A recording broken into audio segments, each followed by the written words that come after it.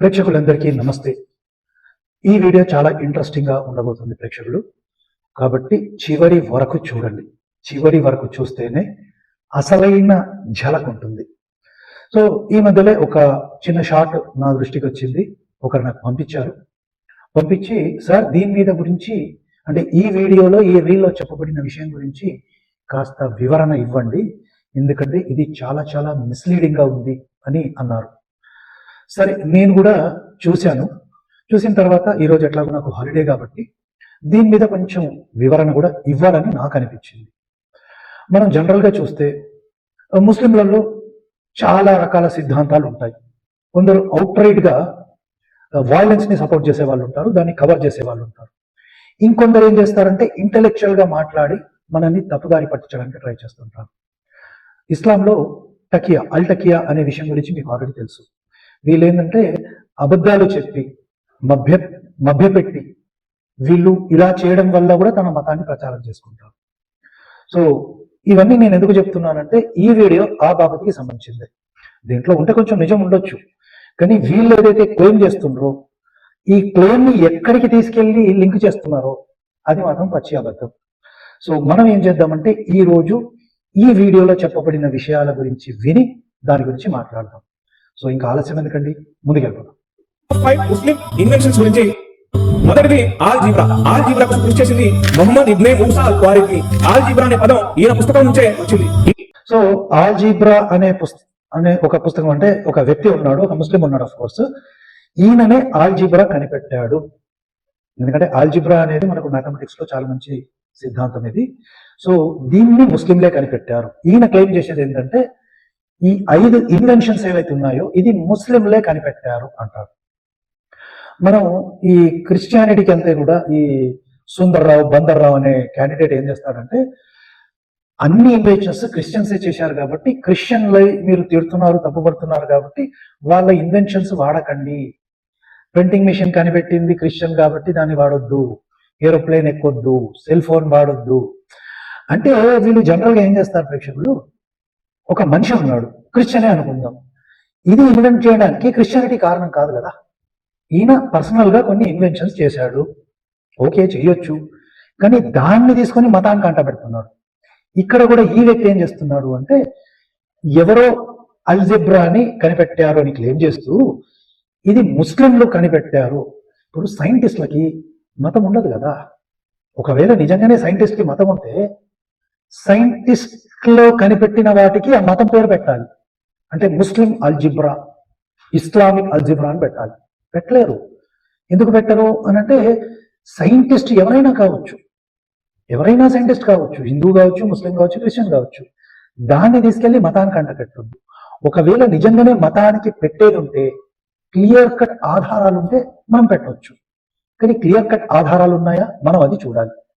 So algebra అనేది ఎక్కడికి వచ్చింది అని అంటే బేసికల్లీ న్యూమరికల్స్ గురించి అనేక కల్చర్స్ లో చెప్పబడ్డాయి. మ్యాథ్స్ గురించి, దీని గురించి, క్యాల్కులేషన్స్ గురించి ఇవి అనేక కల్చర్స్ లో చెప్పబడ్డాయి. ఇన్ఫాక్ట్ ఈ ముస్లిం ఎవరైతే దాడి చేశారు మన భారతదేశం మీద, వాళ్ళు కాకుండా కొందరు వచ్చి ఇక్కడ తిరిగి అందరితో కలిసి కొంచెం రీసెర్చ్ చేసి కొన్ని మెటీరియల్స్ కూడా పట్టుకుపోయారు. అలాగే ఉపనిషత్తులు కూడా ఈ ముస్లిమ్స్ పట్టుకెళ్ళి ట్రాన్స్లేషన్ చేసుకున్నారు. దారాషికో ఉపనిషత్తులను అనువాదం చేశాడు, బట్ దానికి భారీ మూల్యం చెల్లించాల్సి వచ్చింది. He was killed by his own brother Aurangzeb. So ఇక్కడ నుంచి నాలెడ్జ్ పోయింది. ఈవెన్ గ్రీక్స్ ఎవరైతే ఉన్నారో వాళ్ళు కూడా ఏమనుకున్నారంటే నాలెడ్జ్ అంతా కూడా గ్యాంజెస్ నుంచి వచ్చింది, అంటే గంగా నుంచి, అంటే భారతదేశం నుంచి వెళ్ళింది. సరే, ఈయన క్లెయిమ్ చేస్తున్న దానికి మనం కొంచెం వివరణ ఇచ్చుకుందాం, దాని సంగతి చూద్దాం ప్రేక్షకులు. మనకు తెలిసిన ఇన్ఫర్మేషన్ ఏంటంటే ఈ న్యూమరికల్స్ కానీ ఇవన్నీ కూడా మనకు భారతదేశం నుంచే వెళ్ళాయి. ఎందుకంటే కొన్ని వేల సంవత్సరాల నుంచి ఉన్నాయి. ఇక్కడ నుంచి వెళ్ళిన ఇన్ఫర్మేషన్ ని అక్కడే తీసుకుపోయి మేబీ వాళ్ళు డికోడ్ చేశారు, ఇక్కడ ఉన్నదే చెప్పారు. దాన్ని ఈ వ్యక్తి ఏమంటున్నాడు, తన ముస్లిమ్స్ కనిపెట్టారు అని చెప్తున్నాడు. సో దాని గురించి కొంచెం వివరణ తీసుకుందామండి, ఓకేనా. సో మనం ఇక్కడ చూస్తే ప్రేక్షకులు, origin of algebra spans thousands of years across multiple ancient civilisations.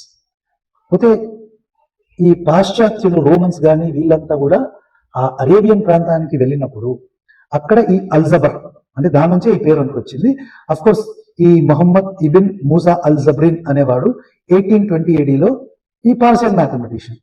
So ఈయన కనిపెట్టాడని చెప్తున్నాడు. ఈ అల్జిబ్రా అనేది మోస్ట్లీ అక్కడికైనా ఆ నామన్ క్లేచర్ వచ్చింది. కానీ మనకు ఆల్రెడీ తెలిసిన విషయం ఏంటంటే ఇది ఆల్రెడీ అనేక రూపాలలో ఉంది.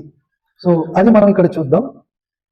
ఏన్షియంట్ బాబిలియన్ ఈజిప్ట్, ఇది ఎప్పుడు 1900 BCE టు 2nd CE, ఈ టైంలో కూడా మనకు ఇది ఉంది. అంటే రిటారికల్ అల్జిబ్రా అంటారు, అంటే రిటర్న్ ఫామ్ లో కాదు. సో కొన్ని వేల సంవత్సరాల క్రితం ఆల్రెడీ ఉంది. తర్వాత సింకోపేటెడ్ అల్జిబ్రా అంటారు, గ్రీక్స్ వీళ్ళ దగ్గర ఉంది. సింబాలిక్ అంటే యూరోప్ లో 16th century ఆల్రెడీ ఉంది. ఇంకా బెబిలియన్స్ చూద్దాం, 1900 to 1600 BC వీళ్ళ దగ్గర ఉంది. ఈజిప్షియన్ల దగ్గర ఉంది. ఈ అలెగ్జాండ్రియా దానికి సంబంధించి. ఇండియన్ మ్యాథమెటిషియన్ 500 నుంచి 1200 AD బ్రహ్మగుప్త, భాస్కర II వీళ్ళంతా కూడా జీరోని డిఫైన్ చేశారు. అల్జిబ్రా దీనికి సంబంధించిన రూల్స్ అన్ని చెప్పారు. సో మరి ఎక్కడి నుంచి వెళ్ళిందండి? 8th century అక్కడ, 5th century ఆల్రెడీ మన భారతదేశంలో ఉంది. అండ్ చాలా మంది స్కాలర్స్ ప్రకారం అల్జిబ్రా అనేది ఇక్కడి నుంచి ఈ పర్షన్లు పట్టుకెళ్లారు. అక్కడ తర్వాత వీళ్ళు డెవలప్ చేసి ఉంటారా, మాడిఫై చేసి ఉంటారా, లేకుంటే ప్రజెంట్ ఫామ్ లోకి తీసుకొచ్చి ఉంటారు. అది వ్యక్తిగతంగా ఆ వ్యక్తి చేసిన పనే కానీ దానికి మరి మతానికి ఏంటి సంబంధం? అది మనం ఆలోచించాలి. ఇక రెండో పాయింట్కి వెళ్దాం. ఈ వ్యక్తి ఏమంటున్నారు? ఇది ఆధునిక గణితానికి పునాదులు వేసింది. రెండోది హాస్పిటల్ సిస్టమ్. హాస్పిటల్ సిస్టమ్ ను అభివృద్ధి చేసిన వారు అల్ రాజీ అనే వ్యక్తి. మొట్టమొదటిగా మోడర్న్ హాస్పిటల్ సిస్టమ్ ను ప్రవేశపెట్టారు. వేరు వార్డులు, డిఫరెంట్ వైద్య పద్ధతులు, ఇవన్నీ అల్ రాజీ అనే వ్యక్తి ప్రవేశపెట్టారు. సో హాస్పిటల్ సిస్టమ్ ని ముస్లింస్ ప్రవేశపెట్టాడని ఈయన చెప్తున్నారు. దీనికి సంబంధించిన నిజాలు ఏమైనా ఉన్నాయా? నేను ఏఐని అడిగాను, అక్కడ నుంచి కొన్ని తీసుకుందామండి. సో దీన్ని కూడా నేను ఏఐని అడిగినప్పుడు ఇదేమంటుంది అంటే, model hospital defined as institutional centre for secular science based healing, specialised ward, structural education ఏమో ఇది ఇస్తుంది. మరి ఇది ఎంతవరకు కరెక్టో నాకు తెలియదు. ఇక్కడ మనం చూస్తుంటే ఏదో ఫేస్బుక్ కి లింక్ చెప్తుంది. సో ఇది అబ్సల్యూట్లీ కరెక్ట్ అని మనం చెప్పలేము. ఇంకోటి, ancient cultures has temple or religious sanctities for the sick, అంటే Byzantine Empire, Roman clinics already ఉన్నాయి. ఇవన్నీ ఆల్రెడీ ఉన్నాయి, కొత్తగా వచ్చింది ఏమి కాదు. అలాగే మనం భారతదేశాన్ని తీసుకున్నా ఆల్రెడీ సిస్టమ్స్ ఉన్నాయి. మనకు చరక సంహిత, సుశ్రుత సంహిత, ఈ మెడికల్ సిస్టమ్స్ ఉన్నాయి. ఆల్రెడీ ఒక సిస్టమ్ ఉంది మనకు. ఈడేం చెప్తున్నాడు, ఇవి కొన్ని ఏంటంటే కొంచెం ప్రో ఇస్లామిక్ ఉంటాయి. మనం అడగానే టకా టకా టకా టకా వీళ్ళ ఇది చెప్తుంటుంది. సో మనకు తెలియదు ఇవన్నీ 4 అన్నారో వాళ్ళ ప్రవక్త పేరు లేదో చెప్తుంది. అది నిజంగా మరి ఉందా లేదా నాకు తెలియదు. ఎందుకంటే ఈ ఇస్లాం పుట్టే టైంకి అసలు మక్కా అనే ప్లేసే లేదంటారు. సో మరి ఇవన్నీ ఎంతవరకు సీరియస్ గా తీసుకోవచ్చు మనం. సో మనం ఏం చేద్దామంటే కొంచెం ముందుకెళ్ళిపోతాం. మూడవది శస్త్రచికిత్స పరికరాలు, అంటే సర్జికల్ ఇన్స్ట్రుమెంట్స్. సర్జరీ కోసం ఉపయోగించే పరికరాలను ప్రవేశపెట్టింది అల్ జహ్రవి అనే శాస్త్రవేత్త. 200 పైగా సర్జికల్ టూల్స్ ని రూపొందించాడు. సో ఇక్కడ ఏమంటున్నాడు అంటే ఇన్స్ట్రుమెంట్స్ గురించి మాట్లాడుతున్నారు. చరక సంహిత నేను రీసెంట్ గా చదివాను, ఈవెన్ సుశ్రుత సంహిత ఇవన్నీ నేను చదివాను. 300 ఇన్స్ట్రుమెంట్స్ గురించి వర్ణన ఉంది దాంట్లో. బట్ ఈయన ఏం పెడుతున్నాడు, లేటెస్ట్ ఇన్స్ట్రుమెంట్స్ అక్కడ పెట్టి ఇవన్నీ మా వాళ్ళే కనిపెట్టారు అని. మరి సుశ్రుతుడు కనిపెట్టింది ఏంటి? ఈ suppose to be father of surgery మన ప్రకారం. సో ఇవన్నీ మరి ఇటు నుంచి అటు వెళ్ళాయా ఏంటా అనేది మనం చూద్దాం. సో ఏఐ గురించి ఈ విషయంలో ఏం చెప్పబడింది ఒక్కసారి మనం చూద్దామండి. సో మనం ఇక్కడ చూస్తే ప్రేక్షకులు, over 200 foundational surgical instruments used in modern operating rooms are invented by Muslim physician అంట. బట్ దీనికంటే ఆల్రెడీ 300 ఇన్స్ట్రుమెంట్స్ ఆల్రెడీ మనకు ఉన్నాయి. సుశ్రుతుడు కనిపెట్టింది. సో ఇదంతా కూడా ఇప్పుడు 10th century. సుశ్రుతుడు ఎప్పుడు వాడు? చాలా ముందు వాడే. సో మరి ఇది ఇక్కడి నుంచి అటు వెళ్ళిందా, అటు నుంచి ఇటు వెళ్ళిందా మనం తెలుసుకోవాలి. ఇవి ఆధునిక సర్జరీకి పునాదులు వేశాయి. 4వది గడియారాలు అంటే క్లాక్స్ ని డెవలప్ చేసింది అల్ జజరి అనే శాస్త్రవేత్త. వాటర్ క్లాక్స్, మెకానికల్ క్లాక్స్ ని అభివృద్ధి చేశాడు. నెక్స్ట్, ఇది నిజమా కాదా మనం ఒక్కసారి చూద్దామండి. సో మనం ఇక్కడ చూస్తే ప్రేక్షకులు, Muslims did not invent the concept of clock. ఎందుకంటే ఆల్రెడీ ఈజిప్షియన్, బెబిలోనియన్, గ్రీక్స్ ఇవన్నీ అన్ని కల్చర్స్ లో ఉన్నాయి. టైం కాన్సెప్ట్ మన ధర్మంలో, సనాతన ధర్మంలో 0.0051 seconds అంత క్యాల్కులేషన్ చేశారు. కొన్ని లక్షల కోట్ల సంవత్సరాల పూర్వం కూడా క్యాల్కులేట్ చేశారు మన ఋషులు, మన గ్రంథాలు. సో ఇది లేదు. సో కొన్ని ఉన్నాయి, కొన్ని లేవు. ఆ ఉన్నాయి కూడా ఎక్కడి నుంచి తెచ్చారు? ఇప్పుడు ఒక వ్యక్తి సడన్ గా చెప్పలేడండి. ఆల్రెడీ ఒకటి ఎగ్జిస్టింగ్ ఉంది అనుకోండి, దాని మీద డెవలప్ చేసుకోవచ్చు. అసలు సౌదీ అరేబియా లాంటి ఎడారి ప్రాంతంలో ఈ ఇన్వెన్షన్స్, లేదంటే పర్షియా అనుకుందాం, అక్కడ ఈ ఇన్వెన్షన్స్ ఎట్లా వచ్చాయి అంటే పూర్వం ఆల్రెడీ ఉన్నాయి, పూర్వము ఇవి ఆల్రెడీ ఉన్నాయి, దాని మీద మీరు బిల్డ్ చేసుకుని ఉంటారు, అంతేగాని ఒక పర్సన్ కి మనం క్రెడిట్ ఇవ్వలేదు. సో నెక్స్ట్ వెళ్దాం. ఏదోది నావిగేషన్ పరికరాలు. అల్ బిరోని అనే శాస్త్రవేత్త వీటిని అభివృద్ధి చేశాడు. దిశలు అంటే డైరెక్షన్ చూడడం, భూమి కొలతలు, వీటిలో చాలా గొప్ప కృషి చేశాడు. వీళ్ళందరూ ఆ విధంగా కృషి చేయడానికి అలాంటి ఆలోచన. సో ఫిఫ్త్ ఏంటంటే నావిగేషన్ టూల్స్, అంటే దీని మీద కూడా మనం తెలుసుకుందాం. సో మనం ఇక్కడ చూస్తే ప్రేక్షకులు ముస్లిం ఆస్ట్రానమర్స్ కొందరు ఇన్వెంట్ చేశాడు, పర్ఫెక్ట్ చేశాడు అని చెప్తున్నారు. సో ఇక్కడ మనం చూసుకుంటే కొన్ని సైంటిస్టులు ఉన్నారు అని చెప్తోంది ఇది. దీని మీద మనం నిజంగానే చూసుకోవాలి. సో కమాల్ అనేవాడు, ఇది ఎప్పుడు 9th సెంచరీ అంట, బట్ అంతకుముందే మన భారతదేశం వాళ్ళు ఎంతో మంది వెళ్ళారు. ఈవెన్ మనకు చూస్తే రోమన్స్ ఉన్నారు, రోమన్స్ ఇక్కడికి వచ్చేవాళ్ళు, ఇక్కడ నుంచి ఇండియన్స్ రోమ్కి వెళ్ళేవాళ్ళు, మన బిజినెస్ ఉండేది. సో ఇవన్నీ సడన్ గా వచ్చిన ఏం కాదు. మరి అంటే ఏఐ అలా చూపెడుతుంది. ఇప్పుడు ఏఐ ఎలా ఉంటుందంటే, మనము క్రిటిసైజ్ చేయమని ఇస్లాం గురించి ఒక టాపిక్ ఇచ్చామనుకోండి, సెంటిమెంట్స్ హర్ట్ అవుతాయి అంటుంది. అదే మీరు క్రిస్టియానిటీ మీద లేకుంటే సనాతన ధర్మం మీద క్రిటిసిజం అంటే ఫ్రీగా క్రిటిసైజ్ చేస్తుంది. అంటే ఏఐ ఎలా బిల్డ్ అయింది అంటే ఇలా బిల్డ్ అయింది. సో అఫ్ కోర్స్ దీని గురించి మనం ఇంకా డీటెయిల్ గా మాట్లాడొచ్చు. సో కొందరు చేసుంటారు ముస్లిమ్స్, అది ఏది చూసినా మీకు 8th 9th సెంచరీ కంటే ముందుకు రావట్లేదు. ఓకేనండి. సో మరి 8th 9th సెంచరీ కంటే ముందు వీళ్ళు ఎందుకు ఇన్వెంట్ చేయలే? ఒకవేళ అంతకన్నా ముందే చేస్తుంటే ఇంకా బాగుంటుంది కదా, ఎందుకంటే ఆల్రెడీ చాలా ఓల్డ్ సివిలైజేషన్స్ లో ఇవి ఆల్రెడీ వాడారు, నావిగేషన్ టూల్స్ వాడారు, క్లాకులు వాడారు, mathematics. Indians they are known for it, time calculation they are known for it, clocks ఎన్నో కనిపెట్టారు. మరి ఇవన్నీ 8th 9th సెంచరీలోనే ముస్లిమ్స్ కనిపెట్టారని చెప్తున్నారు కదా, దీన్ని ఎట్లా నమ్మాలి? అసలైన కిటుకు ఇప్పుడు విందాం. రావడం కారణం ఖురాన్ లో సైన్స్ గురించి 14,000 సంవత్సరాల ముందే ఎన్నో విషయాలు తెలియజేయడం జరిగింది. జీవితంలో ఒక్కసారైనా ఖురాన్ చదివే ప్రయత్నం చేయండి. అసలైన జలకి ఇదన్నమాట. ఎందుకంటే ఖురాన్ లో ఏడుంది సైన్స్? ఒకవేళ ఖురాన్ లో సైన్స్ ఉంటే వీళ్ళు చెప్పే ప్రకారం 7th సెంచరీకి ఖురాన్ రాయబడింది అనుకుందాం. మరి 7th సెంచరీ నుంచి ఇన్వెన్షన్ స్టార్ట్ అవ్వాలిగా, ఎందుకు అవ్వలేదు? సరే అనుకుందామండి, 7th సెంచరీ నుంచి స్టార్ట్ కాలే, 8th 9th సెంచరీ నుంచి ఇన్వెన్షన్స్ స్టార్ట్ అయ్యాయి. మరి వేరే వేరే దేశాల మీద పడి, అటు టర్కీ మీద పడి మత కన్వర్షన్లు, ఇటు గ్రీకులతో వాళ్ళతో యుద్ధాలు, రోమన్లతో యుద్ధాలు, ఇండియా మీద ఆక్రమణల, ఇవన్నీ ఎందుకు జరిగాయి? ఒకవేళ ఖురాన్లో కనుక సైన్స్ ఉంటే ఇన్వెన్షన్స్ చేసుకుంటూ కూర్చోవాల్సింది ముస్లిమ్స్. కానీ ఇన్వెన్షన్ చేయకుండా వేరే దేశాల మీద పడి అక్కడ మారణ హోమం క్రియేట్ చేసి వాళ్ళని దోసుకోవడం ఎందుకు? అంటే ఖురాన్లో సైన్స్ లేదా? సరే మనం అనుకుందామండి ఖురాన్లో సైన్స్ ఉంది. ఎక్కడుంది? ఏ సూరాలో ఉంది? ఏ ఆయత్లో సైన్స్ ఉంది?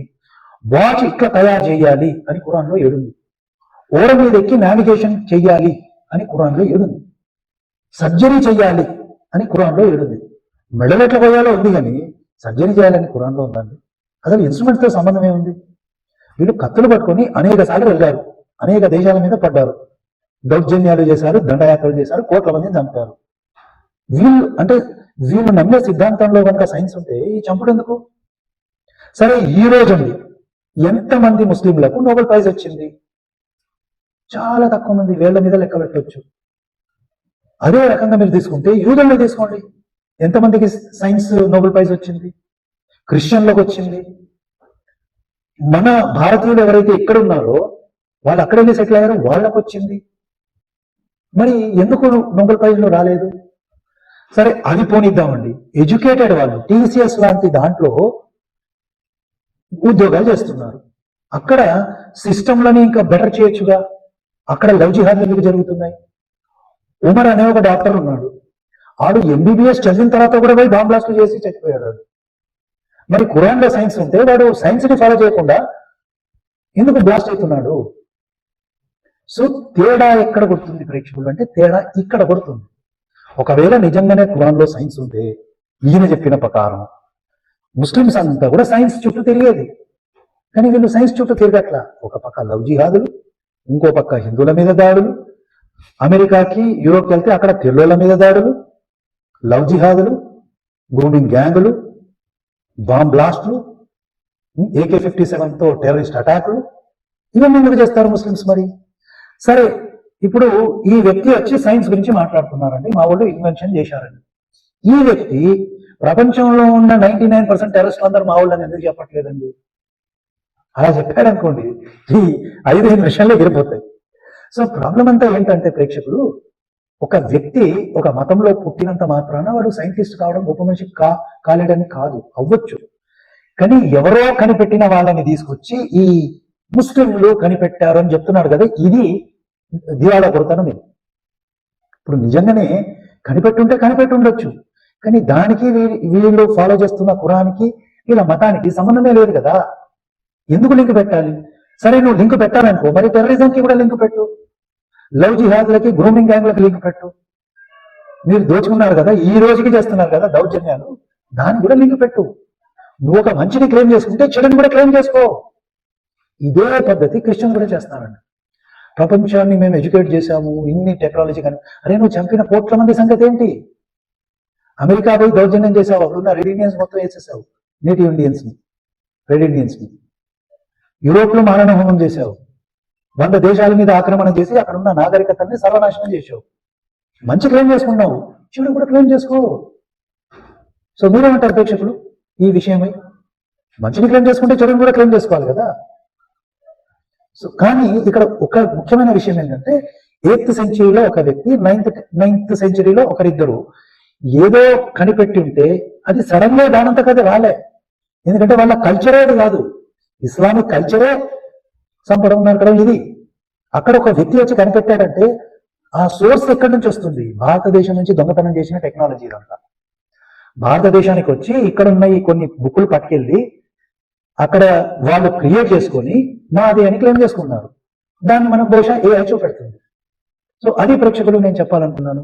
ఈ వీడియో గురించి ఏమంటారో కామెంట్ రూపంలో తెలియజేయండి. వీడియో నచ్చితే లైక్ చేయండి, 10 మందికి షేర్ చేయండి. మరో మంచి వీడియోతో మళ్ళీ కలుద్దాం. నమస్తే.